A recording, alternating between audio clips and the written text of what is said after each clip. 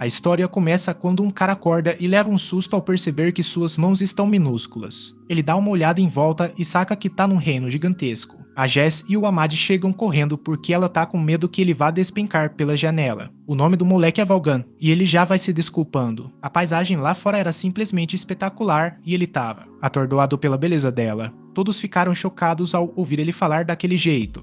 E ela se pergunta onde foi que ele aprendeu palavras tão difíceis. Ela lembra que ele só tem 2 anos, o que deixa Valgan ainda mais surpreso. Na real, ele é bem mais velho, então começa a se questionar o que está rolando. Ele tem umas memórias meio embaçadas de já ter vivido nesse lugar e fica pensando se não será aquilo que chamam de reencarnação. Valgan se lembra que aquilo fez. O nome dele é Teal, mas ele se chama Valgan Nefertil. O pai dele é Marquis e os irmãos mais velhos são Márcia, Jard e Sesto. O tio tá impressionado pra caramba com a habilidade do Valgan de decorar todos os nomes completos na idade dele, mas o Valgan só quer saber onde ele está agora. Enquanto a família toda toma café da manhã, dá pra ver que todo mundo tá com a cara fechada, muito tenso. Já o Valgan ele não é nada parecido com a família. Os irmãos e as empregadas acham ele um fofo. Ele está comendo os vegetais direitinho, e as empregadas elogiam como ele mastiga tão bem a comida. Todos estão completamente apaixonados por ele, então Valgan se sente um VIP num clube de hostés. Ele então deixa as brincadeiras de lado para analisar sua situação atual. Parece que ele renasceu nesse mundo novo, mas suas memórias da época. No Japão, as tradições ainda estão intactas. Jessin percebe a seriedade do Marquis quando ele pergunta a Jard o que vai estudar hoje. Na hora, Jard responde que vai aprender magia de fogo e formações de batalha. O Marquês repete a pergunta para Sesto, que diz que vai estudar magia.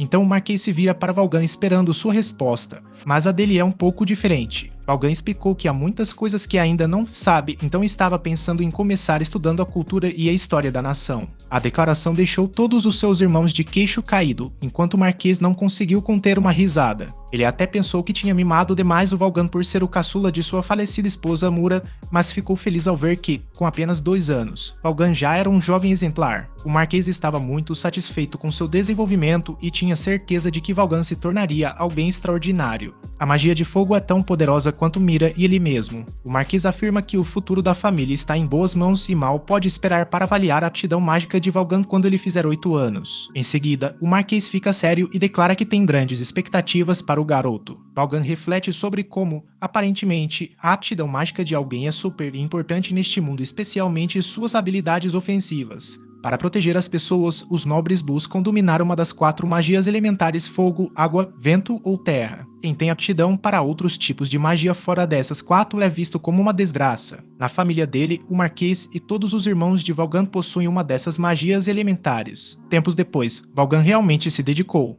Durante os estudos, ele acabou desenvolvendo interesse pela cultura daquele país. Enquanto olhava para o mapa, perguntou-se se o porto próximo seria o único de onde os navios poderiam partir. Teal confirmou que sim, explicando que monstros gigantes habitam as profundezas do oceano, e qualquer embarcação que zarpasse de outro lugar seria atacada. Valgan ficou fascinado com a novidade e começou a imaginar que tipos de raças existiriam naquele mundo. Teal começa a listar todas as raças diferentes, como elfos e anões, mas é cortada pelas outras empregadas. Elas argumentam que é complicado demais para uma criança de 2 anos entender, então Teal pede desculpas. Valgan diz que tudo bem e explica que estava perguntando por que quer aprender o máximo possível. Ele já ficou interessado em outra coisa e pede para alguém ensinar ele sobre ferramentas mágicas. Teal explica que cristais, pedras preciosas e até alguns minérios conseguem armazenar magia. Por isso, as pessoas podem criar ferramentas mágicas ligadas ao seu próprio talento mágico usando esses materiais. As empregadas ficam boquiabertas ao ver Valgan absorvendo toda essa informação, afinal, o garoto tem só 2 anos de idade. A mini-aula é interrompida quando o mordomo Sparta aparece. Sparta reconhece que Valgan tem só 2 anos e ainda está aprendendo a ler e fazer contas básicas. Mas para Sparta, isso não basta, ele quer saber exatamente o quanto Valgan já domina de verdade. Valgan olha para o sujeito e pensa como Sparta é um mordomo talentoso que parece servir seu pai há uma baita tempão. O cara transparece confiança. Valgan não consegue evitar pensar como o cara pode ser assustador às vezes. Ele sussurra que sua leitura não é lá essas coisas, então Sparta pergunta sobre suas habilidades com números. De novo, Valgan fala baixinho e explica que sabe fazer umas continhas de somar e subtrair.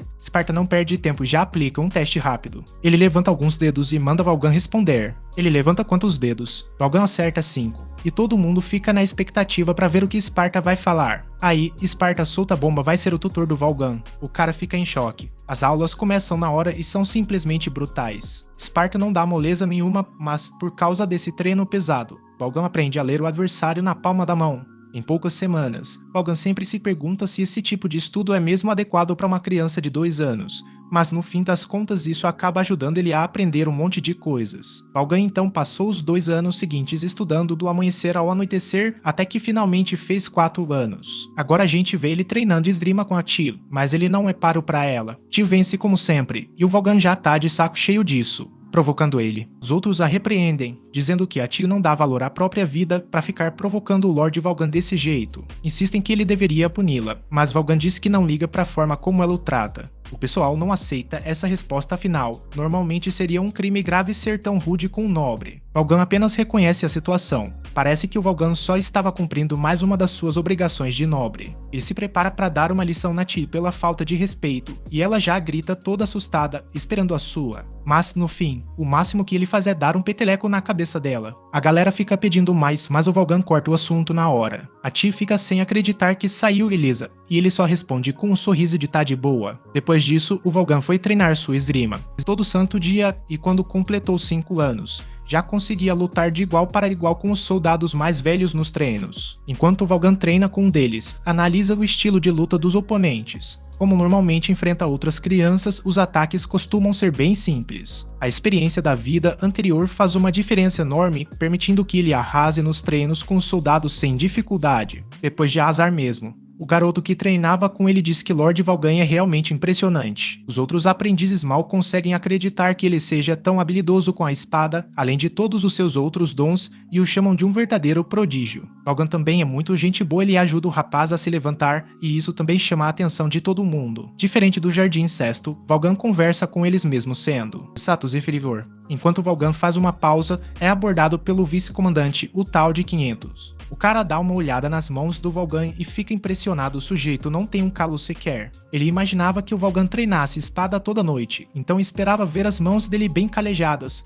mas não era o caso. Vaughan explica que não pode treinar esgrima tanto quanto gostaria por causa dos estudos. Ocupou todo o tempo dele. Então o D revela que o Vaughan tem estudado tanto porque recebeu ordens para estudar 3 vezes mais que qualquer um. O Vaughan fica chocado, já que não fazia ideia, mas agora tudo faz sentido. Ele achava estranho ser o único estudando de manhã até a noite e agora descobriu o motivo. O D supõe que o Vaughan preferiria estar aprendendo sobre. O espadachim diz que se ele quiser treinar mais, vai defender a própria causa. Ele chama um cara de CDF e diz que o cara é muito apegado às matérias acadêmicas. O D não quer isso pro Vaughan, então declara que ele deveria seguir o caminho da espada. Ele jura ensinar tudo o que sabe pro Vaughan, para que ele possa se tornar o maior espadachim do país. Esse cara é. Ele exagera pra caramba em tudo que fala, mas o olhar deixa claro pra Vaughan que a parada é séria. Vaughan tenta acalmá-lo explicando que, mesmo curtindo a espada, também é fissurado nos estudos. O dia tem só 24 horas, mas ele promete dar um jeito de equilibrar as duas coisas. D aceita a decisão e solta que, no mínimo, vai ensinar Vaughan pessoalmente nas aulas de espada. O cara tá meio intimidado com a determinação do Vaughan, então pede pro D pegar mais leve no treino. D concorda e solta não esqueci que você ainda é um moleque mas dá pra ver que o D tá doido pra ensinar umas manhas de luta pra ele. E o Vaughan já sente no ar que o treino de espada vai ser puxado e adivinha? Ele acertou. O D já tá botando ele pra balançar a espada sem parar, centenas de vezes. Ele manda o Vaughan fazer 100 golpes altos e 100 varreduras médias, repetidamente. Treino é implacável, parece que nunca vai acabar. Quando o Vaughan finalmente consegue um tempinho para recuperar o fôlego, não segura a língua e chama o D de demônio. Mas o D ainda não acabou ou percebe que o Vaughan não tá fazendo nada de útil no intervalo e não pode deixar barato. Aí manda o Vaughan. Deveria descongelar na posição de agachamento em vez de usar cadeira. O D tá ficando muito doido, então o Vaughan começa a desconfiar que ele não é um demônio de verdade, talvez seja só um baita de um trouxa. Nessa hora, o Teal aparece para entregar uma toalha para o seu herói. O Vaughan percebe que a vida dele tem sido bem difícil, mas desde que reencarnou, todo dia é uma aventura. Olhando para a galera ao redor, ele comenta que se sente uma satisfação que ele nunca tinha experimentado na vida passada. Vaughan não quer dar nada como garantido, então decide que precisa aproveitar ao máximo essa vida divertida que tem neste mundo. Algum tempo depois, ele repassa tudo o que aconteceu até agora. Desde que foi reencarnado, já era considerado um prodígio quando completou 6 anos. Todo dia ele encarava os estudos pesados, treino de esgrima. Um desses dias, o corpo de Vaughan falhou no meio do treino e tio comentou que ele parecia estafado. Tem sido a mesma rotina dia após dia e tá pesando demais para ele. Vaughan percebeu que, nesse ritmo, nunca ia conseguir curtir a nova vida. Aí ele soltou para Tilly que queria dar uma saidinha para brincar lá fora. Ela perguntou se tinha algum lugar que ele estava a fim de ir. Vaughan analisa a situação com cuidado, decide ir ao mercado e parte imediatamente com os irmãos. No caminho, reflete sobre o equilíbrio delicado entre eles. A competição é ferrenha, já que quem se destacar como mais forte herdará a liderança da família. Ele sabe que precisa dosar suas ações, porque se aparecer demais como prodígio, os irmãos dele podem tentar acabar com a vida dele. Se as coisas continuarem assim, Vaughan já sabe que não vai conseguir curtir a vida em paz. Por isso, ele decidiu virar um preguiçoso só para poder ser uma criança normal em vez de um prodígio. E agora, o Vaughan se diverte ao perceber que tem um movimento danado no mercado. É o maior da cidade e fica bem do lado da Câmara Municipal de Comércio. Essa empresa é gigante e tem filiais por todo o reino. Nesse momento, Vaughan ouve um barulho alto à distância e percebe que vem de alguém gritando com um garoto amarrado. O cara manda todo mundo parar de olhar porque não é espetáculo e fica chocado quando os guardas de Vaughan se preparam para agir. Vaughan os interrompe e pergunta ao homem por que o menino está amarrado. O cara tá amarrado bem apertado. O sujeito explica que o menino é filho dele e que pode fazer o que quiser com o moleque. Vaughan fica chocado com a resposta, e o homem completa dizendo que veio para vender o próprio filho como escravo. Isso deixa o Vaughan confuso, então o cara explica como as coisas funcionam por aqui. Faz tempo que famílias pobres vendem os filhos que não conseguem alimentar para a escravidão, para ganhar uma grana e sobreviver. Vaughan pensa em como isso é de revirar o estômago. Ele fica pensando no que fazer quando, do nada, aparece uma mulher perguntando se Vaughan é o filho mais novo do Marquês. Ele confirma que é o jovem prodígio e até mostra o brasão da família. Rosalie, que é como ela se apresenta, fica encantada, já que todo mundo só fala no Vaughan e dá as boas-vindas ali na Câmara de Comércio. Ela diz que eles têm. Tudo o que Vaughan queria estava ali. Ele apontou direto pro garoto, e o homem explicou que ele seria vendido como escravo. Vaughan quis saber o preço, aí a Rosalie deu uma olhada nele. Ela ficou pensando se o garoto tinha algum talento mágico, e o homem falou que ele sabia usar magia de furto, que não valia quase nada. Aí a Rosalie explicou que eles não pagariam. Não pague mais que 3 pratas por ele. O homem fica furioso com a oferta e desconta raiva no filho, chamando o garoto de inútil e dizendo que não vale nada. Ele arrasta o menino para longe, decidido a tentar vendê-lo em outra loja, mas é interrompido no caminho. Do nada, uma voz se levanta oferecendo-se para comprar a criança, deixando todos boquiabertos com o que vem a seguir. Vaughan é o cara. O homem fica boquiaberto quando Vaughan se oferece para comprar o moleque por 5 pratas e aí manda o tio buscar a grana. Pagam as 5 moedas pro sujeito. E o cara nem pisca antes de largar o próprio filho. Vaughan fica na dúvida se o garoto tá bem, mas o pequeno não solta uma palavra. Quando Vaughan corta a corda que prendia ele, o menino parece acordar do transe. Ele se apresenta e o garoto revela se chamar Kansen. Vaughan explica, todo felizão, que ele tá livre agora e pode ir pra onde bem entender. Tio fica surpresa porque achou que Vaughan tinha comprado o garoto para ser escravo, mas não era nada disso. O Vaughan só sentiu que precisava dar uma mão pro moleque e foi isso que ele fez. Ele pergunta se o Kansen tem algum lugar pra ir, mas o garoto fica na dele, quieto de novo. Vaughan percebe que ele não pode, então pergunta se o garoto gostaria de vir com eles. Os guardas de Vaughan veem um problema nisso, porque duvidam que o Marquês permita uma criança de origem desconhecida na mansão. Seria diferente se Vaughan o levasse como escravo, então Vaughan decide que não tem outra escolha. Ele pergunta se isso está bem para Kansen, que responde que não se importa. E notícia fantástica.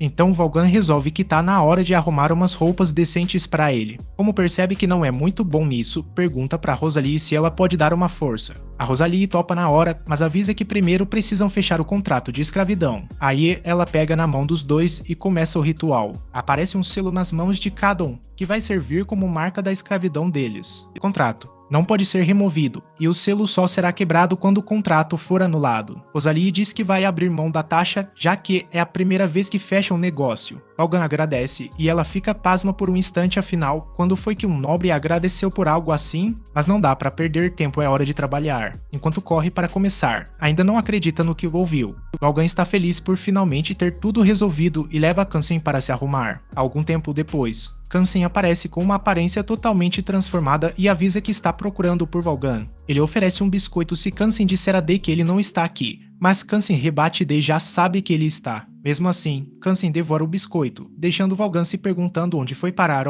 Kansen explica que não precisa das luvas, mas Valgan pergunta se ele não se incomoda de mostrar a marca de escravo. Kansen não só tá de boa com isso, como tem orgulho do símbolo. Ele afirma que a marca representa a amizade deles, então adora exibi-la. Valgan lembra que foi ele quem comprou as luvas, e aí Kansen joga toda a argumentação pela janela. Ele calça as luvas. Nesse momento, D chega procurando por Valgan, mas Kansen informa que ele não está ali. D insiste que alguém viu Valgan entrar naquela sala, porém Kansen rebate, dizendo que a pessoa deve ter se enganado. Kansen declara que não pode ter certeza, mas acredita que o sujeito simplesmente alucinou por causa dos sentimentos intensos que tem por Valgan. A investigação de D não termina aí, pois ele nota o biscoito, migalhas no rosto do Kansen que não estavam lá antes. Ele nega que elas tenham estado ali, mas o D viu ele limpando. O D tá de saco cheio desses joguinhos e chega à conclusão de que o Valgan deve ter subornado o Kansen para mentir. D fica impressionado com a audácia do Kansen mentindo descaradamente na frente dele, então resolve treinar o Kansen no lugar do Valgan. Kansen não acredita, mas não tem nada que ele possa fazer. Enquanto D leva o garoto para começar o treinamento de espada, Valgan aproveita que a situação está tranquila e sai do esconderijo. Ele vai direto pedir desculpas ao Kansen por ter deixado ele segurar a bronca sozinho. Algum tempo depois, a fofoca já correu solta pelo reino inteiro, todo mundo só fala do Valgan. O moleque finalmente fez 8 anos, e isso significa que chegou a hora do teste de aptidão mágica. Todos os irmãos dele têm talento para magia de fogo ou vento, e todo mundo tá na expectativa. É certo que Valgan terá magia de fogo. Todo mundo tá na expectativa para ver o resultado dele e torce pelo melhor, já que ele é um cara tão gente boa. Mas a história dá uma guinada sinistra quando o Marquês descobre o resultado do teste de aptidão de Valgan. A revelação é que o Valgan não tem aptidão para nenhuma das 4 magias elementares, e o Marquês fica possesso da vida. A notícia piora ainda mais quando o Marquês descobre que a aptidão de Valgan é, na verdade, para magia de produção. Valgan fica aterrorizado com a reação do pai e uma tensão pesada domina o ambiente. Esse é o pior cenário possível, já que o Marquês explica que a magia de produção é conhecida como o tipo mais desprezado de todos, permite ao usuário criar espadas e acessórios preparando materiais. Visualizando o resultado em sua mente, o problema é que isso consome muita mana. Essas coisas podem ser produzidas sem magia mesmo, então a magia de produção acaba sendo praticamente inútil. Além disso, o Marquês questiona como Valgan pretende proteger o povo desta nação com esse tipo de magia. Ele lembra que sua falecida esposa, Mira, era uma poderosa maga do fogo, assim como ele. O poder deles. O Marquês deixou tudo para os outros filhos, então só resta ele se perguntar como foi que ele e a esposa conseguiram gerar um mago tão inútil. Valgan é o último presente que Mira lhe deixou antes de morrer, e isso só aumenta a fúria do Marquês. Ele tem um momento de lucidez amarga ao perceber que foi um tolo por criar expectativas. Valgan até demonstrava alguns talentos raros para a idade, e o Marquês deixou a esperança tomar conta. Ele poderia ter sido alguém. Agora ficou claro que estava errado, e o Marquês mal consegue acreditar que sua linhagem tenha produzido um fracasso tão vergonhoso. Segurando a espada, o Marquês deixa Valgan perceber o perigo da situação. Seu pai só se importa com a honra da família, e Valgan entra em pânico ao entender que ele está disposto a tirar sua própria vida. O Marquês percebe o que ele ergue a espada diante do filho. Valgan só consegue assistir, horrorizado, completamente indefeso, enquanto tenta desesperadamente pensar numa saída. Mas então, antes que Marquês possa golpeá-lo, Marcy intervém para detê-lo. O Marquês exige saber o que significa aquilo, e Marcy explica que tem uma ideia. Existe uma vila remota que continua subdesenvolvida por causa da localização, mas ainda faz parte do domínio deles. Márcia tem um plano para esse lugar e sugere que deixem a área para Valgan. O Marquês conhece essa vila sem nome, mas fica se perguntando por que Márcia acha isso uma boa ideia. Aí ela começa a explicar: a vila tem pouco mais de 100 habitantes, nunca saiu nada de especial de lá, mas os recursos mágicos nas montanhas próximas são muito poderosos. Essa vila faz parte do território que o Marquês conquistou quando foi promovido, mas fica entre 2 países em guerra. A região tem problemas de lealdade, então eles se dariam bem enviando Valgan para lá para ganhar confiança. O lugar é absurdamente perigoso porque está cercado pelo conflito e ainda por cima, os ataques de monstros são constantes. Além disso, o lugar é impossível de defender e praticamente uma armadilha mortal. Como o Marquês vai acabar com a vida de Valgan de qualquer jeito, Márcia acha que ele poderia, no mínimo, aproveitar Valgan enviando-o para a vila. O Marquês curtiu a ideia, guarda a espada e anuncia que Valgan vai virar o senhor daquele lugar. Ele ainda elogia Márcia mandou bem. Trabalho porque ele conseguiu encontrar um bom uso para o inútil do Valgan. Quando saem, Balvin fica completamente chocado e Mercia se desculpa. Ele não aguentaria ver algo horrível acontecer com Balvin, então fez a proposta precipitada. Balvin está sendo enviado para um lugar perigoso e Mercia diz que ele está livre para odiá-lo, se quiser. Balvin responde que não odiaria. Ele estaria vivo agora se não fosse pela Mercia, então ele está realmente muito grato. Mercia promete fazer tudo o que puder para ajudá-lo, e os dois irmãos selam um acordo com um aperto de mãos. Na manhã seguinte, Tio diz que não tá nem aí pros resultados de algum teste idiota. Mesmo sem magia, Balvin continua sendo um nobre sábio e honrado aos olhos dela. Ela tá furiosa por Balvin ter sido enviado para uma vila remota e ela chama isso de um absurdo. Balvin agradece a preocupação dela, mas diz que, no momento, está ansioso por isso. Um senhor de uma cidade rural tem muita coisa para resolver, então ele tá animado em ter mais tempo livre. Se as coisas derem certo, ele acredita que finalmente vai poder viver uma vida divertida e descontraída. Ele tá super otimista ao declarar que vai transformar o lugar num local onde vai curtir morar de verdade. Infelizmente, o rei tá cagando pro Balvin agora, então ele vai ser mandado sem nenhum cavaleiro. Quem vai com ele são só 10 aventureiros que a Mercia contratou. No começo iam deixar só a Canção ir junto, mas o Balvin sabe que isso teria sido um desastre para eles. Por sorte, o irmão dele impediu essa furada, então ele só tem que agradecer a Mercia. Aí a Justine chega para lembrar o Balvin que ela é sua empregada pessoal, e por isso ela. Ele vai vir junto. Do nada, o D aparece e revela que também vai acompanhar. Ele ainda planeja ensinar tudo o que sabe sobre espadas para o Balvin, e nada vai impedi-lo. É um gesto muito gentil, mas o Balvin não consegue evitar pensar que isso vai significar ainda mais treinamento. Justine é o próximo a dizer que vai junto, já que acabou de se aposentar como mordomo. Ele decidiu supervisionar os estudos do Balvin para curtir a aposentadoria. Balvin mal acredita que a galera tá acompanhando ele. Quando saem, Tio comenta que o Balvin tá com um sorrisão estampado na cara. Ele nem tinha percebido antes, mas agora nota que tava mesmo doido para dar um rolê sozinho. Balvin então lembra que o brasão da família tá na carruagem porque a Mercia queria dar um chega pra lá nele. Sem que ninguém soubesse, Balvin esperava que esta fosse uma despedida triste de seu lar. Mas do nada, uma garotinha surge para se despedir. Acontece que o reino inteiro descobriu que ele estava partindo e todos se reuniram para desejar-lhe boa sorte. Um dos cavaleiros explica que ficou chateado ao saber que Balvin estava sendo enviado embora às escondidas. Eles não poderiam. Não tinha nada que pudessem fazer para impedir que ele fosse embora, então D queria pelo menos garantir que a despedida fosse inesquecível. Balvin lembra que ninguém podia ficar sabendo, mas não tem como avisar o D, já que o soldado disse que ele tá dormindo agora. Ele nem pode mandar a galera ir pra casa, então Balvin vai ter que aceitar que todo mundo vai dar aquele abraço emocionado. Jess e Balvin ficam de queixo caído. Ele percebe que o D nem tava dormindo de verdade e tá lá animando a galera para se despedir. A despedida ficou muito mais grandiosa do que o Balvin imaginava, com geral mandando aquele se cuida. E ele se despedindo de todo mundo. A caminho da vila, o Balvin resolve testar seu poder pela primeira vez. O cara conseguiu transformar um graveto numa adaga pequena e explicou que isso é magia de produção. Ele pensou em começar a treinar essa habilidade de vez em quando, caso precise no futuro. O moleque tem mesmo aptidão para isso e tá na esperança de que exista um jeito legal de aproveitar esse dom. Eles já estão na estrada faz um tempinho, então Tu comenta que devem estar chegando na vila.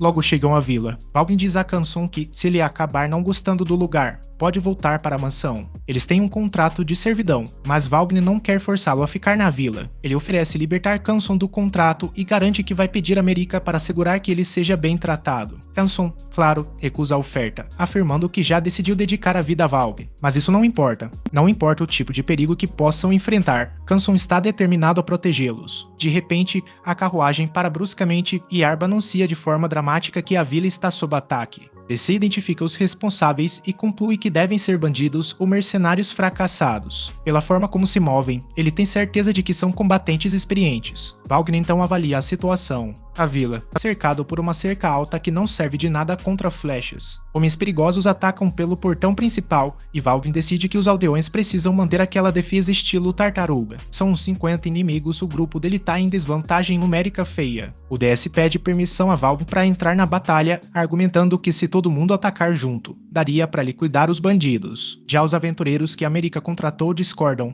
porque eles acham que é perigoso demais. Os inimigos são muito mais numerosos, seria praticamente um suicídio. 500 reconhece o cara como Orto, o aventureiro, e ele admite que conhece os riscos. Ele sabe que vão sofrer baixas, mas acredita que podem expulsar os bandidos. Orto lembra que os aventureiros só foram contratados para proteger Valgn até a vila e que ele jamais aceitaria uma missão que, ainda não. 500 não recuou, explicando que aquela vila era o primeiro território de Valgn. Os aldeões eram seus primeiros cidadãos e, portanto, era seu dever empunhar as espadas para protegê-los do perigo. Orto admirou seu cavalheirismo, mas argumentou que essa não era uma responsabilidade para aventureiros como eles. 500 ficou furioso, mas sabia que não podia forçá-los a lutar. Em vez disso, ele só pede que, pelo menos, protejam o Valgn e diz que podem fugir se a situação piorar. Ordo concorda, mas agora é a vez das Partas se opor. Se demorrer em combate, os aldeões não terão futuro, mesmo que assumam o controle. Ela argumenta que não podem correr esse risco, então Dê só consegue imaginar o que a Sparta acha que eles deveriam fazer.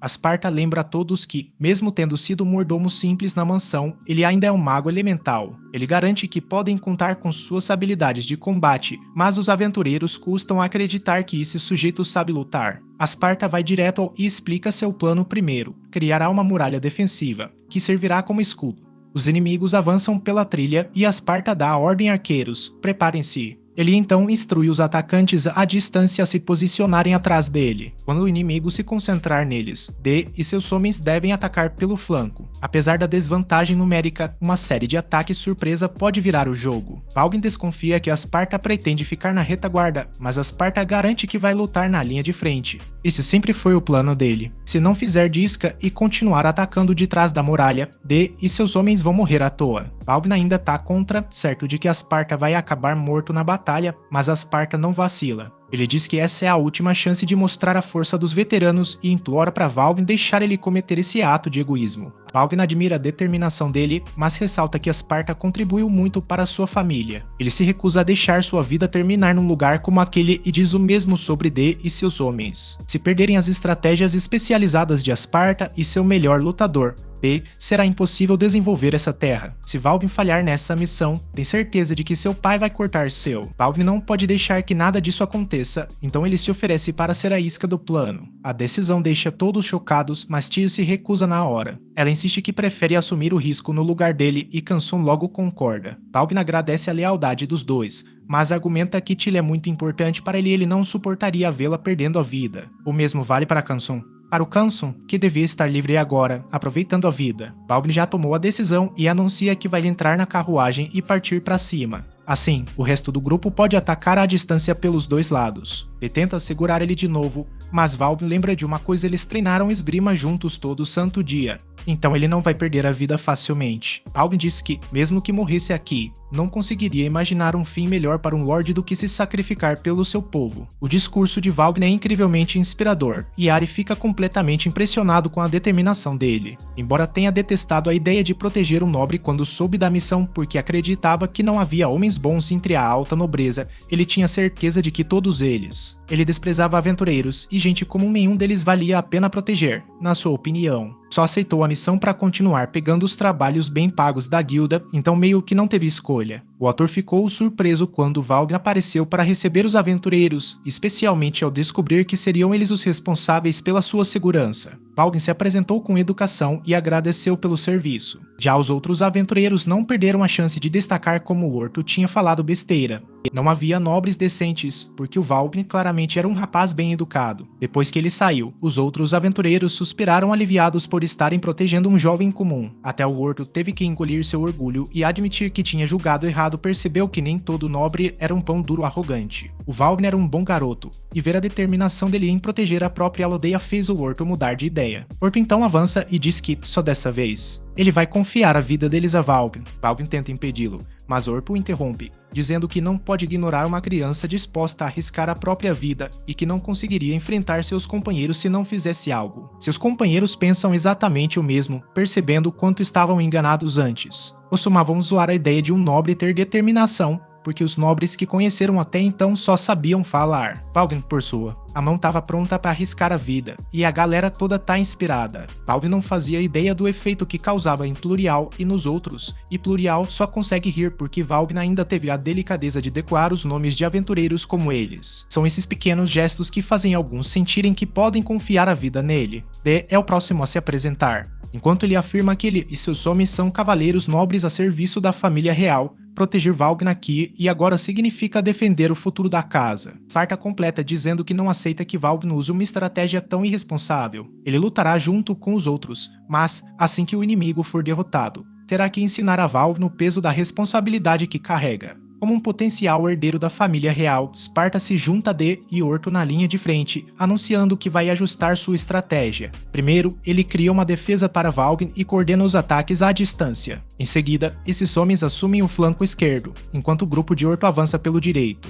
Com todos prontos, Sparta ergue a muralha num piscar de olhos, ela surge instantaneamente. Os aventureiros comentavam surpresos com a força do velho mordomo, que ninguém imaginava ser um mago tão poderoso. A admiração por Valgn também continuava alta, a de Orto declarar que o aceitaria como rei sem pestanejar. Enquanto isso, os bandidos seguiam alheios à muralha colossal que Sparta havia erguido às suas costas. Cegos pela ambição de conquistar a vila, achavam que seria um passeio no parque. A realidade, porém, estava prestes a cair literalmente sobre suas cabeças. As pedras das estradas começavam a desabar como uma chuva implacável, atingindo vários dos invasores. Os bandidos foram eliminados. Finalmente perceberam que as flechas vinham de trás do muro, então o líder ordenou o ataque ao que estivesse lá. Partiram para cima, mas alguém começou a acabar com a turma toda. Avançou pelo meio deles com uma força desgraçada, cortando geral com a lâmina. O Orto tá do lado dele e fala que tudo saiu conforme o plano. O inimigo caiu na armadilha, e eles conseguiram pegar todo mundo desprevenido pelas costas. Pelos dois flancos, a batalha está pegando fogo agora. Orto grita para os seus homens não deixarem os cavaleiros passarem a perna neles. Com os cavaleiros e aventureiros atacando de ambos os lados, os bandidos percebem que estão cercados. Ainda tem vantagem numérica, mas nossos heróis compensam com pura habilidade.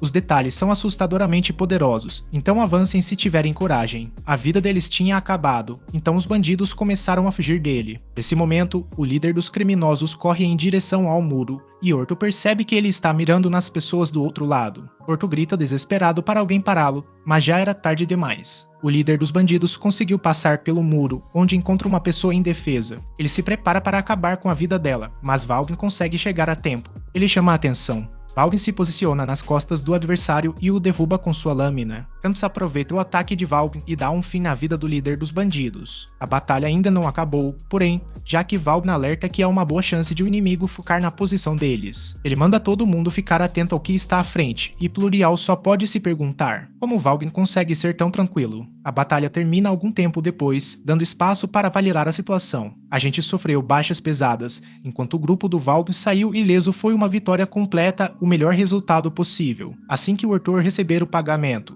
a missão dele está concluída e podem seguir viagem. Só que o Orto ficou com a pulga atrás da orelha sobre o potencial do Valgn. Ele sabe que não vai ganhar muito dinheiro com isso, mas fica pensando no que o grupo acha de passar um tempo na vila. Alguns aventureiros preferem partir para outra missão e seguem seu caminho, mas Orto e seus homens resolvem ficar. Plurials está especialmente interessada em permanecer, já que Valgn salvou a vida dela e ela quer retribuir o favor. Os outros ficaram realmente impressionados com a forma como tudo aconteceu. Valgn se comportou como um guerreiro de verdade no campo de batalha e mal conseguem acreditar que ele tem só 10 anos. Ele também é muito mais gente boa do que qualquer outro nobre que já conheceram, então todo mundo tá curioso para ver no que essa vila vai se transformar sob a liderança dele. Orto pergunta se todos topam ficar para ajudar o Valgn, e a galera concorda em peso. Enquanto isso, Tos dá uma bronca no Valgn por ter colocado a própria vida em risco. Ela tá furiosa da vida. Ela exige que, da próxima vez, ele deixe ela arriscar a vida primeiro. O comandante chega para parabenizar Valgn pelo bom trabalho, e Valgn retribui o elogio. Quanto a Sparta, ele percebe que os aldeões se reuniram perto da entrada. Valgn lembra que é a primeira vez deles ali e se prepara para receber todo mundo. Lá dentro, Tio nota que o lugar é bem maior do que imaginava. O espaço era ainda maior do que ela imaginava. Valgn se apresentou ao chefe da vila, Konda, que agradeceu pelo resgate da aldeia.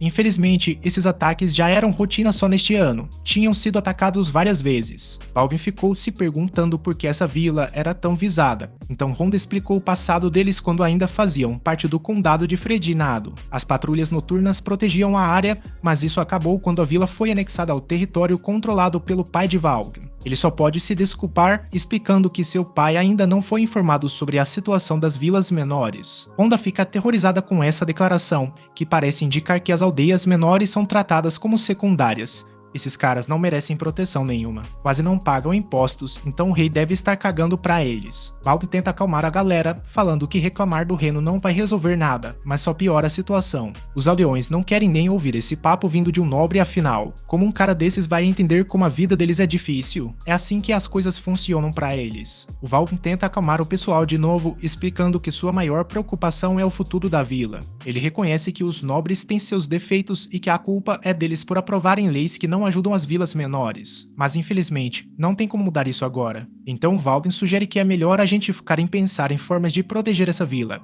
Valbin já tinha pensado bem e bolou 3 medidas que podem tomar. Primeiro, ele diz que precisam criar algo tão valioso que o reino não possa ignorar essa vila. Em seguida, precisam juntar uma grana suficiente para contratar mercenários regularmente. Por último, tem que melhorar e desenvolver a vila por conta própria. Os aldeões disseram que já tinham pensado nisso. Já tivemos ideias assim antes, mas sempre é mais fácil falar do que fazer. Valbin reconhece que deve ter sido difícil no passado, mas garante que agora a história será diferente com a chegada do novo senhor. Para ele, esta vila é tudo o que importa, então vai dar o sangue para defendê-la e fazê-la prosperar. Mas suas palavras inspiradoras não empolgaram os aldeões e Valbin percebe que ainda não confiam nele, mas então Parte se apresenta e explica que serviu ao rei como mordomo-chefe por muitos anos. Ele defende o caráter de Valbin, revelando que o garoto recebeu terras aos 8 anos, depois de ser considerado uma criança prodígio. Em seguida, Dentrodúcio se apresenta como vice-comandante dos Cavaleiros Reais e também dá seu aval a Valbin. Os aldeões. A vila inteira ficou em choque quando o mordomo-chefe do rei e o comandante adjunto apareceram por lá. São figuras tão importantes que todo mundo ficou se perguntando o que diabos eles estavam fazendo naquele lugar. Vonda, curiosa, pergunta se Valbin ser um prodígio significa que ele consegue usar magia elemental. Valbin confirma, mas já avisa é só magia de produção, então não espere nenhum show espetacular da minha parte.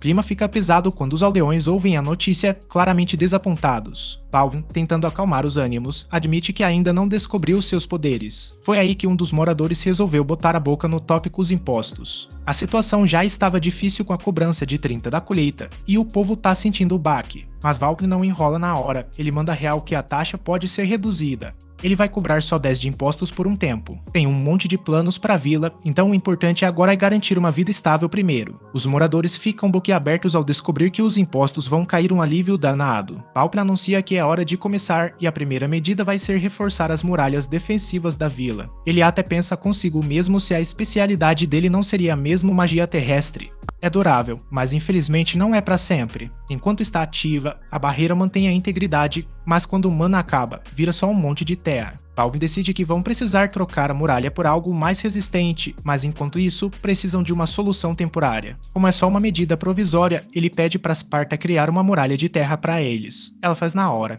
Todos os aldeões ficam impressionados com o poder incrível de Valbin. Ele também quer construir um fosso para atrasar possíveis invasores e pede para deixarem esse trabalho com os cavaleiros. Valbin realmente conquistou a atenção de todo mundo agora, então ele diz que a cooperação de todos é fundamental nesse momento. Se a galera se unir, essa vila pode renascer ainda mais forte do que antes. Algum tempo depois, Ti ficou curioso sobre o que Valbin estaria fazendo lá na mata. O rapaz explicou que queria testar sua magia de produção, então juntou uma pilha de madeira. Enquanto tentava usar a magia, Valbin sentiu um calor crescer devagar na boca do estômago. Ele se guiou pelo processo de invocação, lembrando a si mesmo de manter o controle. Essa mina, quando ela chega na ponta dos dedos dele, ele precisa sentir cada fibra da madeira. Aí ele vai torcendo elas juntas para ficarem mais resistentes, tipo um fio encordoado, antes de trançar as fibras ainda mais apertadas para formar um bloco de madeira. O processo é um sucesso total, porque o Valbin consegue criar o bloco, mas o pessoal fica só na especulação do que seria aquilo. Ele explica que é um bloco de fibras, e ele compara com a maneira como microfibra é produzida. Só que a microfibra só existe no mundo antigo dele, então ninguém faz ideia do que ele está falando. Um tempo depois, o Orto aparece de bobeira e fica chocado ao ver no que o Valbin estava trabalhando. Ele então explica que foi o Valbin quem fez aqueles blocos, e os aventureiros não conseguem ignorar a quantidade absurda deles. Orto toca em um e percebe que são mais leves e mais resistentes do que imaginava. Valbin dá permissão para ele cortar um. Na metade da luta, Orto percebe que não consegue nem arranhar o bloco com sua lâmina. Ele comenta que desferiu um golpe forte o suficiente para cortar pedra, mas aquele bloco que o Valvin criou é absurdamente resistente. Nenhum deles tinha visto nada igual antes, e todos ficam se perguntando se aquilo era realmente só madeira. Valvin fica todo satisfeito com sua criação e conclui que esses blocos podem ser surpreendentemente úteis. Algum tempo depois, Tio pergunta se Valvin já tinha esgotado mana, já que ele vinha criando um monte de arma e ferramenta. Valvin responde que está se sentindo bem e não entende por que a magia de produção tem essa fama tão ruim. Ele comenta que ouviu falar que o consumo de mana desse tipo de magia é pesadíssimo, a de ser quase impossível para a maioria das pessoas criar um único item. Valvin ainda não descobriu todo o potencial do seu poder, mas uma coisa ele domina: criar armas com facilidade. Ansem ficou encantado com a espada que Valvin acabou de forjar, então Valvin deixa ele ficar com ela. Ansem jura guardá-la para sempre, já ansioso para ver o que Valvin vai dar para ele agora. Valvin entrega um machado, mas a empolgação de Ansem some rápido. Valvin se pergunta se fez algo errado. Então a Tilly explica que só ficou quieta porque ficou hipnotizada pela beleza da arma. O Valvin percebe que ela não gostou e já pensa em fazer um acessório maneiro para ela depois.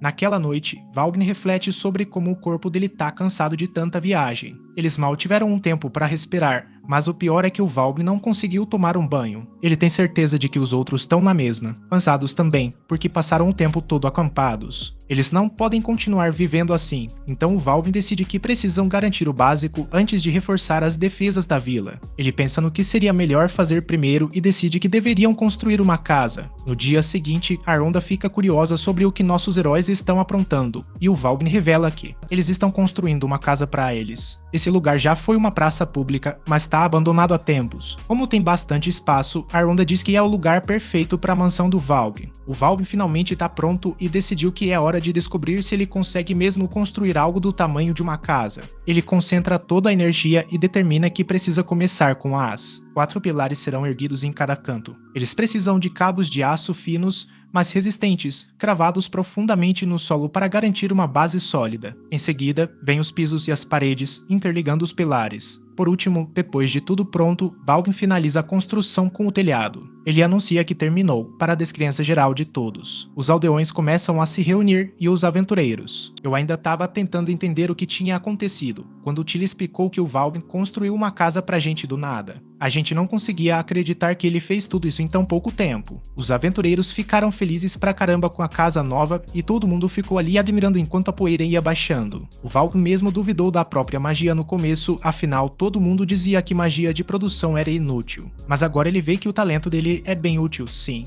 Ele fica contemplando a beleza. Ele construiu uma casa para ele e os amigos, mas fica pensando se não exagerou no tamanho. Ninguém acredita como o Valvin construiu uma casa gigante tão rápido, e todos concordam que sua magia de produção é mais útil para governar um território do que magias elementares. Valvin até admite que é uma habilidade legal, mas ainda tema que magia ofensiva é melhor para proteger o povo. Ele tem certeza de que todo mundo se sentiria mais seguro sob a proteção de um lorde poderoso, mas os amigos garantem que a parada não é bem assim. Aí o Sparta solta que ele, em tempos de guerra, seria compreensível, mas o que o povo realmente quer é um líder que melhore suas vidas. Por isso, Sparta afirma que ninguém é mais adequado que Valvin. O que ele acabou de fazer foi impressionante, e Norto concluiu que os poderes de Valvin superam em muitos dos magos de produção comuns. E olha que ele nem terminou ainda, diz que, se trouxerem a madeira, pode até construir casas para todos. Todo mundo fica boquiaberto ao ouvir isso, então Norto e demandam seus homens se apressarem para juntar os materiais. Os moradores também ficam animados com a ideia de ter casas novas, e Valvin rapidamente percebe que não fazia ideia no que estava se metendo. As casas deles não estão em tão mau estado, então Valvin decide começar reformando drasticamente a vida das pessoas na vila. Ele concorda em construir uma casa para.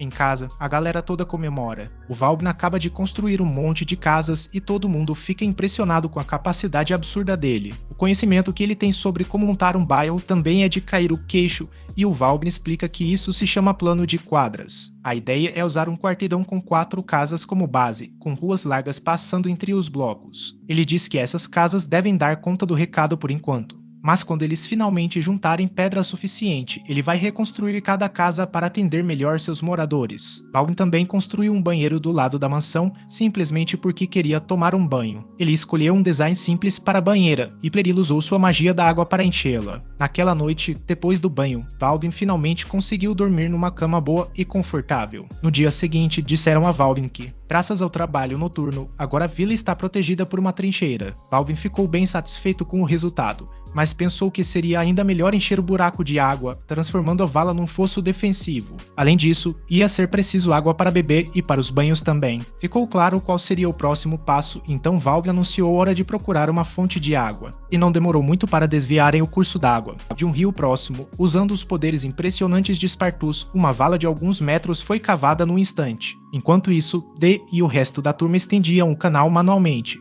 Baldwin vinha logo atrás, reforçando o fundo e as laterais da vala. A distância entre o rio e a vila era enorme e Tio comentou que aquele projeto era pra lá de ambicioso. Mas, como o Baldwin lembrou, não tinha outro jeito, o povo precisava disso. É um trabalho árduo, mas é bem divertido ver todo mundo trabalhando junto pelo mesmo objetivo. Além disso, quando a situação melhorar e ficar mais estável para a população, vai ficar mais fácil os comerciantes visitarem a cidade. Isso vai ser essencial, porque é a única maneira do Baldwin conseguir viver uma vida tranquila no futuro. Ele calcula que esse serviço vai levar pelo menos uma semana, mas ele fica chocado quando os trabalhadores apontam que já conseguem ver a vila de onde estão. Baldwin decide encerrar por hoje, mas Dee insiste que vão chegar à vila em poucas horas se continuarem. Dee está ansioso para seguir em frente, mas Baldwin lembra que o resto do pessoal está quase caindo de cansaço. Dee até considera isso um novo tipo de treinamento, mas percebe que não pode forçar a barra.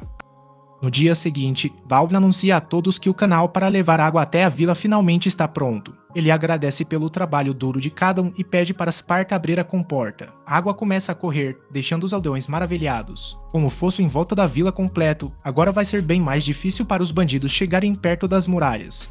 Baldwin teme que o rio Moi possa inundar quando chove, então ele pensa em criar um lago atrás da vila também. Sparta adora a ideia porque esse lago poderia servir como reservatório durante as secas. Baldwin coloca o plano em ação logo em seguida, e os aldeões mal conseguem acreditar em tantas mudanças. A vila, que antes não tinha nenhum curso d'água, agora conta com um lago como reservatório. Tudo graças ao Baldwin. Os moradores não precisam mais fazer a pé a viagem até o rio todos os dias só para buscar água. Vasek agradece a ele, mas Baldwin diz que não precisa agradecer, ele fica feliz que todos tenham acesso à água agora, porque a vida vai ficar muito mais fácil para a vida inteira. Naquela noite, vemos uma garota chamada Lady Art viajando com alguém chamado Panemera. Panemera comenta que ainda tem um longo caminho pela frente. Numa vila remota, ela aconselha o Art a descansar um pouco. No dia seguinte, Baldwin finaliza a construção de uma enorme muralha defensiva batizada de Rampart. Antes, a proteção do lugar era só um muro de terra, mas agora virou uma estrutura impressionante. O Rampart tem o topo largo, permitindo que os guardas patrulhem sobre a muralha. A galera tá toda empolgada, porque com essa fortificação, os moradores agora podem. Mesmo quando os bandidos atacam, os aldeões podem dormir sossegados. Baldwin surpreende a todos ao dizer que ainda não está satisfeito, ele quer que o pessoal se sinta ainda mais seguro. Ele resolve fabricar umas bestas básicas, e a galera fica boquiaberta quando vê o resultado. Dizem que aquilo não tem nada de básico, é impressionante pra caramba. Baldwin ainda encaixa escudos na frente delas, pra dar aquele reforço extra. Os guardas conseguem atirar flechas enquanto estão protegidos dos inimigos. É impressionante mesmo, e agora ficou claro que o Baldwin pode criar todo tipo de coisa com essa magia de produção dele. A vila até que é pequena, mas o Baldwin tá satisfeito porque já tá começando a parecer uma fortaleza. Todo mundo concorda e fala que nenhum dos bandidos vão conseguir tomar esse lugar, por mais que tentem. O D tem certeza de que se o rei soubesse o que o Baldwin é capaz de fazer com esse poder,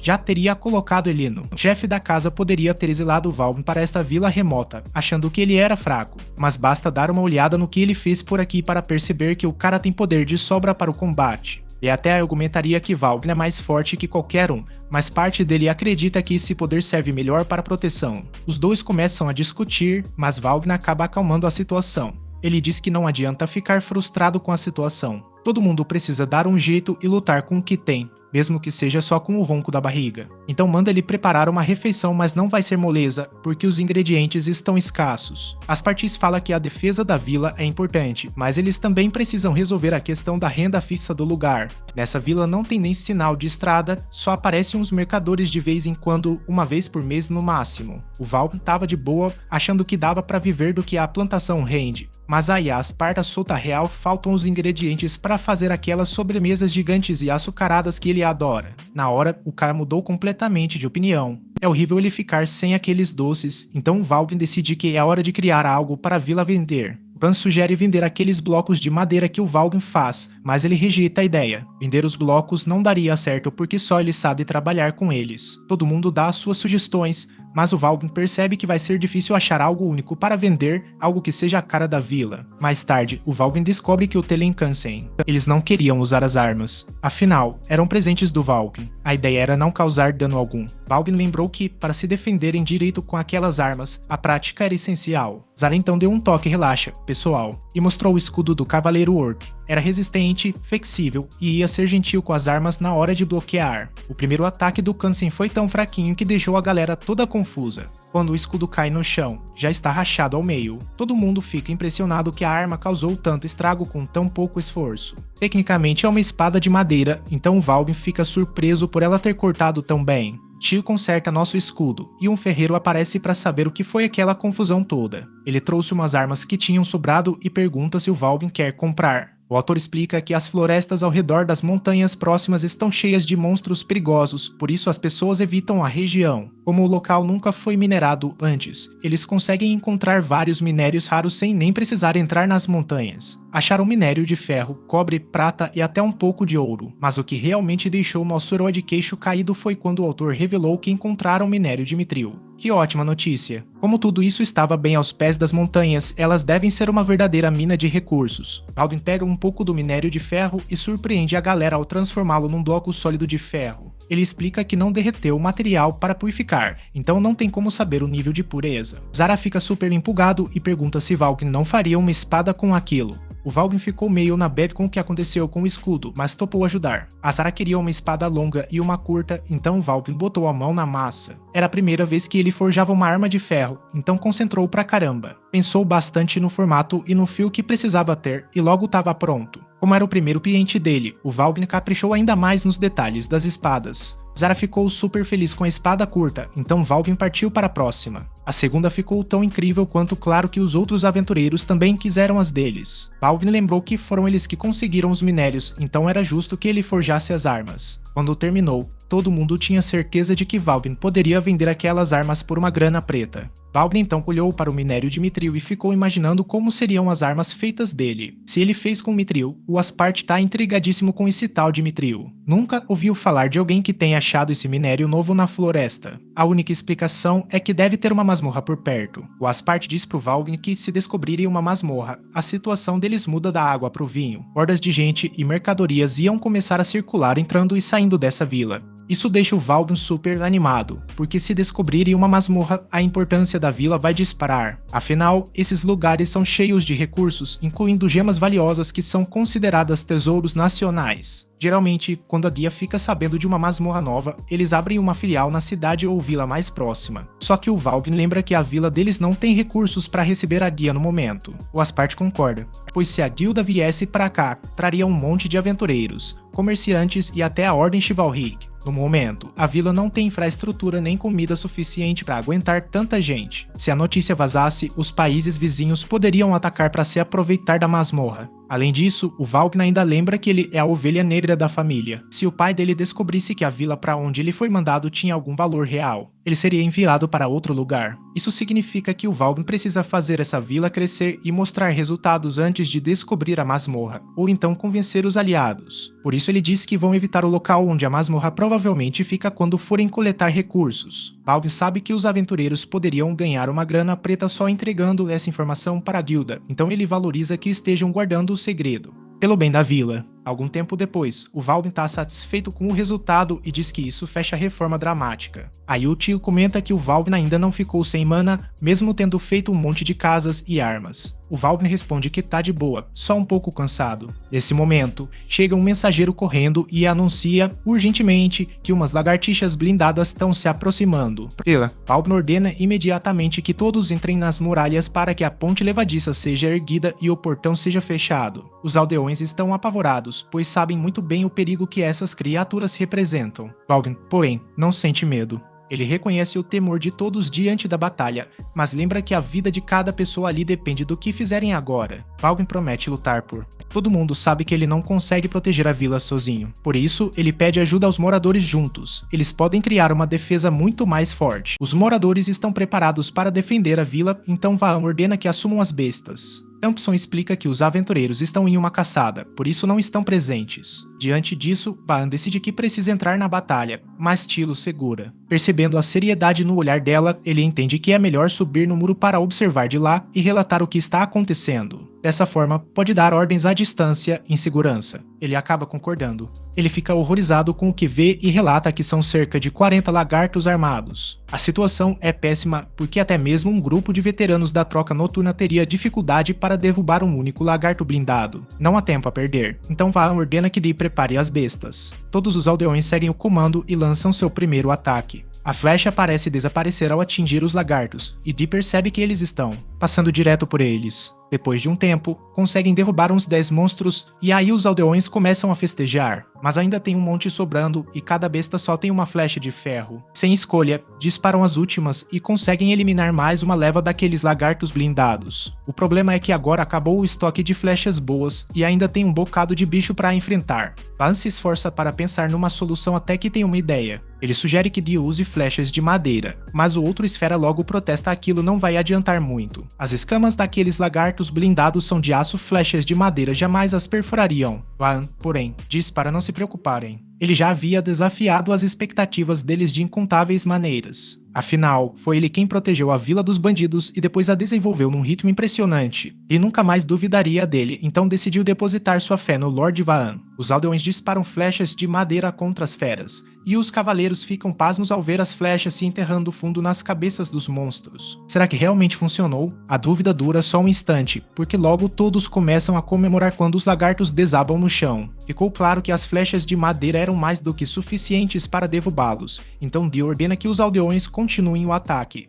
Ele anuncia que vão fazer um churrasco de lagarto hoje à noite e flechas começam a chover sobre os monstros. Logo a Dee dá a notícia de que venceram a batalha e todos os aldeões comemoram. Vaan leva os créditos pela jogada de mestre e ele fica aliviado por ter dado certo. Os cavaleiros avaliam a situação e ficam impressionados pra caramba. Não só evitaram baixas, como nenhum dos seus sequer se arranhou. A vitória deles foi esmagadora, e Dee percebeu que Vaan seria um cara importante dali pra frente. Enquanto os aldeões começaram a desmembrar as lagartas gigantes, Dee avisou a todos para tomarem cuidado ao preservar os olhos e presas. As vísceras podiam ser descartadas, mas era essencial extrair os núcleos mágicos. A coleta estava sendo muito mais rápida do que o esperado, tudo graças às facas incríveis que Vaan tinha feito. Vaan chega e percebe que a aldeia agora tem carne para dar e vender dá até para fazer uma festança daquelas. O banquete rola na mesma noite e Vaan levanta o copo para celebrar a vitória de todo mundo. Os aldeões nunca tinham imaginado que um dia iam poder curtir uma farra dessas na vila, mas Vaan mudou o jogo. O chefe fica de queixo caído, porque é difícil acreditar que existe um nobre que realmente curte ficar de boa com a galera da quebrada.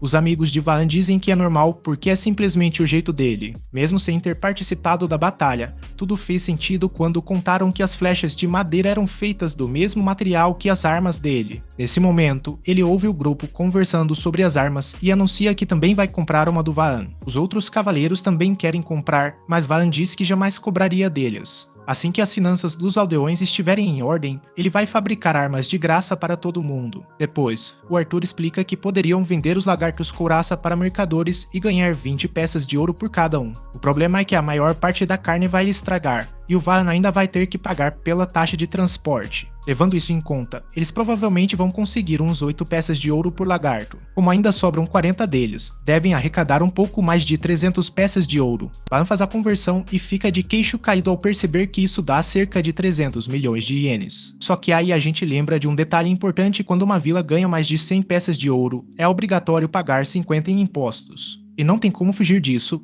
porque vão descobrir na hora se tentarem vender tudo de uma vez. Isso reduziria o lucro para 150 peças de ouro, mas o pior é que o pai do Vaan ficaria sabendo do sucesso da vila. Se ele descobrir que esse lugar tem valor, vai exiliar o Vaan para alguma região ainda mais remota. Aí alguém tem uma ideia e sugere contar tudo pro irmão dele, o Mercia. Dá pra dar a ele a glória de ter derrotado os lagartos blindados, e ninguém vai desconfiar de nada. Mais tarde, alguns mercadores chegam à vila, mas ficam em dúvida se estão no lugar certo. Eles já estiveram ali antes, mas aquela vila remota que lembravam não era mais a mesma. Van se apresenta como o senhor do lugar, e eles logo o reconhecem como filho do Marquês. Como ele é conhecido por ser um prodígio, os mercadores ficam curiosos sobre o que ele está fazendo ali. Marie e Rango também se apresentam, e Van dá as boas-vindas a todos na vila. Os caras ficam boquiabertos com o que Van tem para vender. São materiais das lagartas blindadas, e eles mal conseguem acreditar que conseguiram derrotar um exército daquele tamanho. Até aventureiros experientes tremem diante desses monstros gigantes,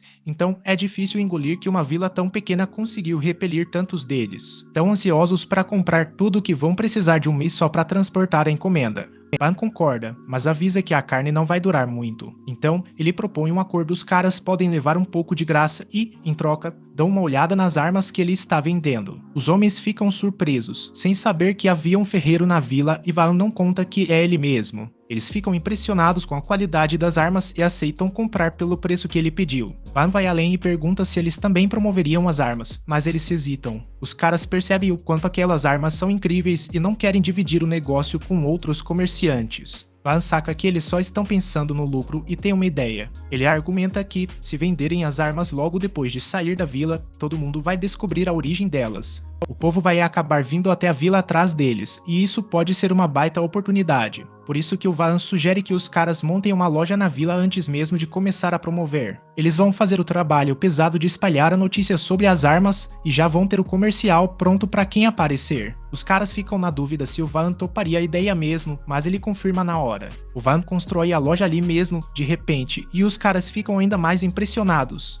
Eles explicaram para Van como achavam que a loja deveria ser, e ele a construiu num piscar de olhos. Nesse momento, vemos que as garotas chegaram na vila. Panamera está preocupada com algo, então diz que vai descobrir por conta própria se Van é realmente um prodígio. Dentro da mansão de Van, Sparta explica que a vila está crescendo num ritmo incrível. Ele acredita que mais pessoas virão, então precisam construir uma cidade que comporte 10.000 habitantes. Pessoal, conforme o território for se desenvolvendo, vamos precisar de muita gente para proteger a vila e administrar as instalações. Além disso, o Van vai ter que decidir que tipo de cidade fortificada a gente vai ser. As cidades com muralhas quadradas são as mais comuns, mas o Van tá com outras ideias na cabeça. Ele quer usar um formato de estrela, porque aí os invasores vão ter que se dar o trabalho de conquistar as pontas antes de chegar perto das áreas principais. Se eles tentarem ignorar, vão acabar sendo atacados por 3 frentes diferentes. Nesse momento, Pan é informado que uma emissária do condado Ferdinando chegou para vê-lo. Panamera se apresenta como cavaleira e Art se apresenta como a filha mais nova de Confortinado. Art está ali para prestar seus respeitos por ordem do pai, então espera que possam se dar bem. No entanto, Pan percebe que eles estão ali para avaliar a situação do inimigo e, quem sabe, tentar conquistá-lo. Panamera fica impressionada com sua conclusão, porque ele acertou em cheio. Afinal, Van recebeu terras entre o condado de Ferdinando e o reino de Elenaeda, então Ferdinando está de olho nele. Talvez o rapaz possa liderar as ambições questionáveis do pai. Panamera deduz que Van ter sido mandado para tão longe significa que ele não tem aptidão para magia elemental. Van já sabia que o boato acabaria vindo à tona, então nem se dá ao trabalho de negar. Ele argumenta que as preocupações de Ferdinando são infundadas, já que não está tramando nada com o pai. Van explica que foi simplesmente exilado aqui pelo pai, mas Panamera não engole essa história. Van explica que o pai só deixou ele trazer o Canson e pouca bagagem. Conta que a família nem foi se despedir, deixando-os horrorizados. Panamera observa que o cavaleiro mordomo e sua criada estão ali, mas eles explicam que vieram por conta própria. E até recebeu ordens para voltar ao reino, mas deu de ombros. Asparta diz que já está aposentado e só quer curtir a vida numa vila tranquila.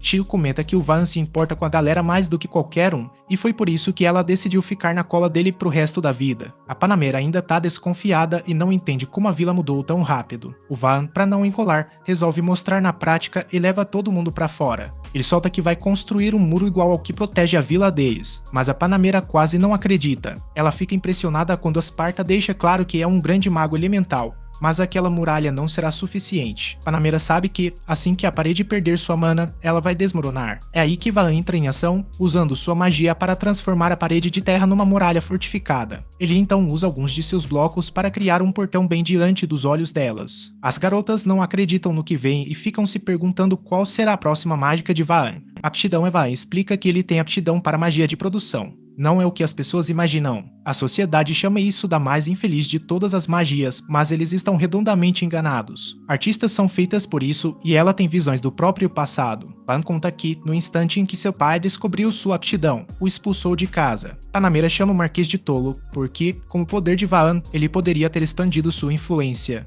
Ele exilou o cara de forma bem drástica e agora nem faz ideia do poder do Vaan. A Panamera tá completamente convencida e acaba revelando que veio mesmo é para propor casamento. O Vaan percebe que o Donato quer que eles se casem para deixarem o reino em paz. Ele explica que o plano é continuar fortalecendo e desenvolvendo essa cidade-fortaleza, mas sem arrumar confusão com ninguém. Ele não quer arrumar confusão, então nem precisa casar. Vaan diz que o Art não seria feliz aqui de qualquer jeito, porque o lugar é perigoso demais. A Panamera chegou para impedir o casamento, mas mudou de ideia depois de conhecer o Vaan. Agora ela até ficaria feliz de vê-lo se casar com o Art. Ele tem uma visão de futuro incrível e um jeito único de unir as pessoas ao seu redor. Ela se pergunta o que a Art sente sobre casar com ele e duvida que vai encontrar alguém melhor. A Art realmente acha que o Vaan é uma boa pessoa, mas ainda não tem certeza se quer se casar. O Vaan nem tinha pensado em matrimônio na sua idade, então eles resolvem deixar essa conversa para depois. O Vaan fica chocado quando a Panamera revela que vão ficar mais um dia, e ela fica encantada em vê-lo agindo como uma adolescente. Finalmente, Panamera pergunta se Vaan tem um quarto sobrando para elas ficarem, e as duas ficam boquiabertas quando ele diz que vai criar uma hora. Mal acabou de falar, Vaan já materializa o cômodo do nada,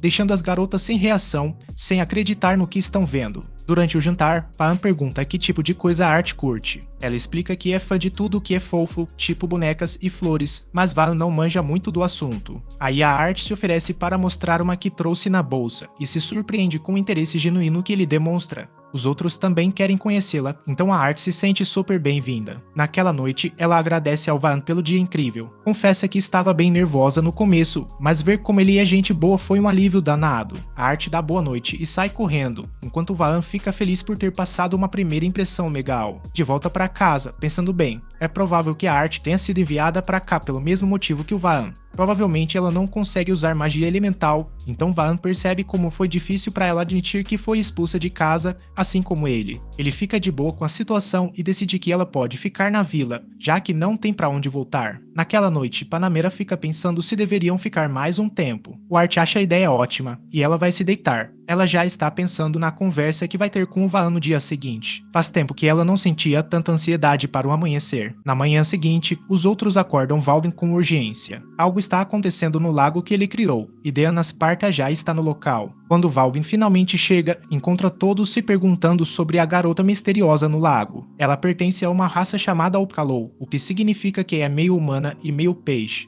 Normalmente, eles vivem em rios no interior de florestas, mas, por algum motivo, vários. Todos estão aqui no lago que o Valvin criou. Eles são uma espécie rara, difícil de encontrar, então o Valvin tenta perguntar à garota o que ela está fazendo ali. Ele pergunta o nome dela, mas ela não responde de jeito nenhum. Valvin começa a se perguntar se ela consegue entendê-lo, e então tenta oferecer comida. Todos ficam maravilhados quando a estratégia parece funcionar, pois a garota se aproxima dele. A garota emerge da água e pergunta se pode realmente comer aquela comida. Valvin confirma que sim. Ela fica impressionada com a carne, e Valgyn explica que se trata de carne de lagarto blindado. A garota peixe pergunta quem derrotou os lagartos, e todos respondem em coro que foi Valgyn. Ele tenta dividir o crédito com o grupo, mas eles insistem que o mérito é todo dele. A garota vai embora de imediato, deixando Valgyn se perguntando se ela voltará no dia seguinte. Ele prometeu dar mais carne se ela obedecesse. Asparta explica que sua espécie raramente é vista, então ele duvida que ela volte, mas está redondamente enganado, porque nos dias seguintes aparecem vários outros. A garota está entre eles, e Valgyn começa a questionar se fez alguma cagada. Se os Diabacalo veneram os lagartos blindados como deuses, podem ficar bem pistolas depois do que aconteceu.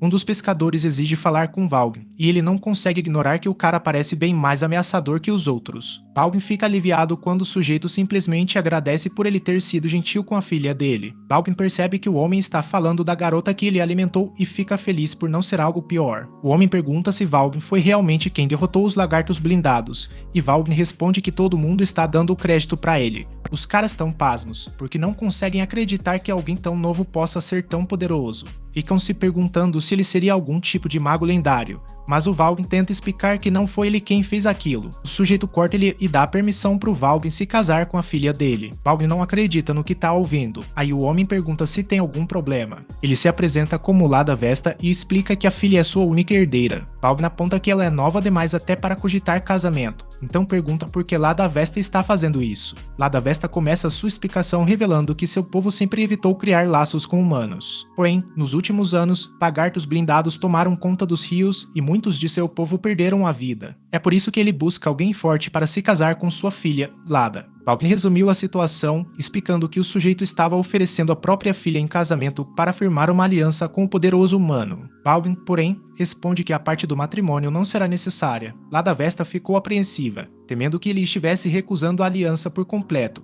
mas Valvin garantiu que protegeria a tribo deles de qualquer jeito. Aliviada, Lada Vesta agradeceu pela generosidade dele, já que isso significava que poderiam continuar morando ali. Como de costume, Valvin ainda não tinha terminado. Ele anunciou que era hora de começar a construir, deixando Lada Vesta completamente perplexa, sem entender nada. A surpresa foi ainda maior quando, do nada, Valvin criou algumas estruturas para o grupo. Ele explicou que eram áreas de descanso, disponíveis para todos usarem quando quisessem. Valvin ficou satisfeito ao ver todo mundo aproveitando o lugar, mas um barulho de motor falhando logo lembrou que ainda havia outras questões para resolver. É hora de lidar com a situação do esgoto, e Lada Vesta pergunta do que se trata. Valvin explica que opera os canos de esgoto que ficam sob os prédios da vila. De tempos em tempos, eles enviam água do fosso pela tubulação para limpar todo o sistema. Não é um processo simples, então Valvin fica surpreso quando Lada Vesta se oferece para ajudar. Os dois trabalham juntos na tarefa, e Valvin mal pode acreditar como tudo ficou muito mais fácil com a colaboração dela.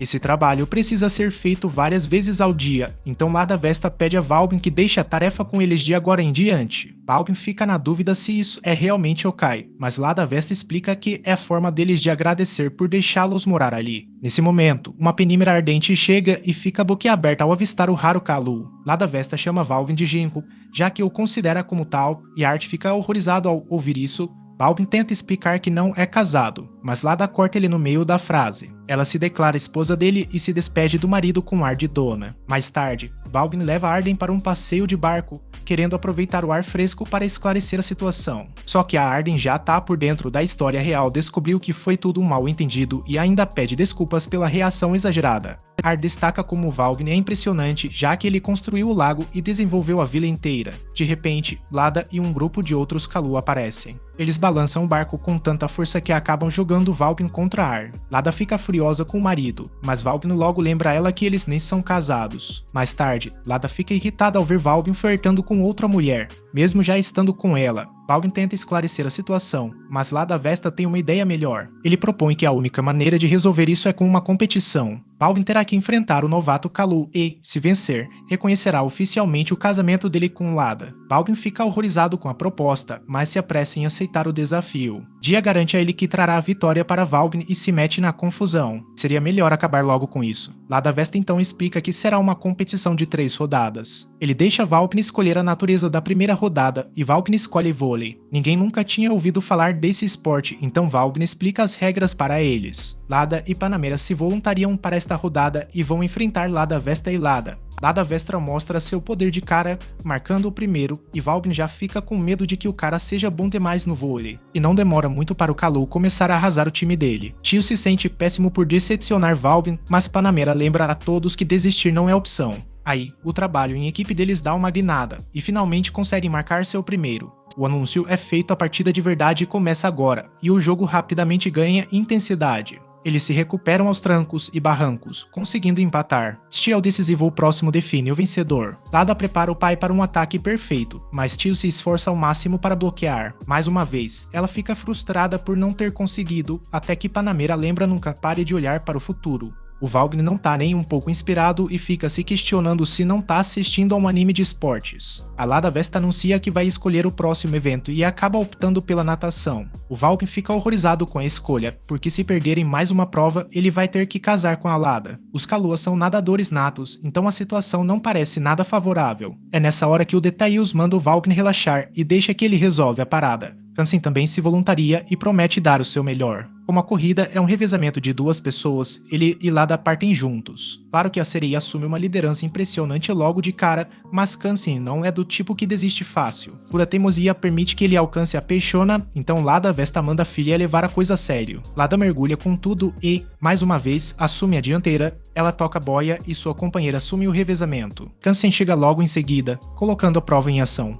Ele parte com nado borboleta e os outros explicam que essa técnica permite usar a força muscular ao máximo. De nada desesperadamente, enquanto Lada Vesta fica se perguntando como ele consegue fazer aquilo. Ele vence a corrida, e Lada Vesta não acredita que seu povo peixe tenha perdido. Esta é apenas um evento final, então Lada Vesta deixa Valgyn escolher o que será. Nesse momento, ele cria um aparelho que ninguém nunca tinha visto antes e pede para Plural fazer um pouco de gelo. Valgyn usa a máquina para raspar o gelo e adiciona um xarope saboroso. Claro que todo mundo fica sem entender nada, até que ele revela o evento final será uma competição de tomar raspadinha. Eles vão competir em duplas, então nossos voluntários serão os parceiros do Valgyn. A competição começa e os participantes começam a comer o sorvete. Lada e seu pai percebem imediatamente que isso não será fácil quando sentem a dor aguda do congelamento cerebral. Lada Vesta se lembra que isso é pela Lada, então continua comendo. A dupla do Valgyn também está sofrendo, e ele começa a temer que fez uma escolha terrível. Ele percebe que a arte não vai desistir, então Valgyn dá um gás ainda maior.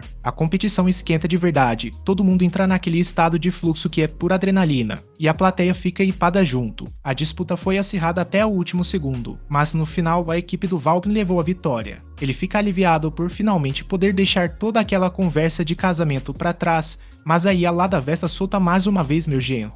A competição simplesmente provou para ele que Valgyn era realmente digno de sua filha. Valgyn se pergunta qual era o objetivo daquela disputa toda, mas Lada Vesta não dá resposta. A barriga de Valgyn dói pra caramba por causa de todo aquele sorvete, então os outros elogiam Art, dizendo que ele fez um ótimo trabalho. Art percebe que Valgyn está sempre cercado de rostos sorridentes e se pergunta se um dia ela também conseguiria ter esse efeito nas pessoas. Desde o dia em que nasceu, o pai sempre esteve ocupado e ela ficava sozinha. A mãe a entregou para Nani cuidar, sem demonstrar qualquer interesse pela filha, tudo porque a menina foi taxada de fracassada. Ela não se destacava em nada, exceto na sua magia de marionetes. Usando bonecas como fantoches, Art descobriu que conseguia movê-las com mais liberdade do que o próprio corpo. Art achou que poderia usar a magia para fazer sua mãe sorrir, mas a mãe a puniu por lembrá-la de como era inútil. Foi quando Art descobriu, pela primeira vez, que a magia de marionetes era considerada maligna e odiada pela nobreza. Depois daquele dia, ninguém mais falou com ela e ela se tornou alguém sempre ignorada. Ao completar 10 anos, foi enviada para se casar com Valgyn. Art se sentia péssima, mas então descobriu que Valgyn era igual a ela. Valgyn só conseguia usar magia de produção, e os outros consideravam isso uma desvantagem. Mesmo assim, ele transbordava confiança e fazia bom uso de seus dons. Agora Art fica pensando no que teria acontecido se ela não tivesse parado de praticar sua magia. Ela quer ser confiante como Valgyn, então está decidida a começar a se esforçar um pouco mais. Mais tarde, Valgyn conta a todos qual é seu plano.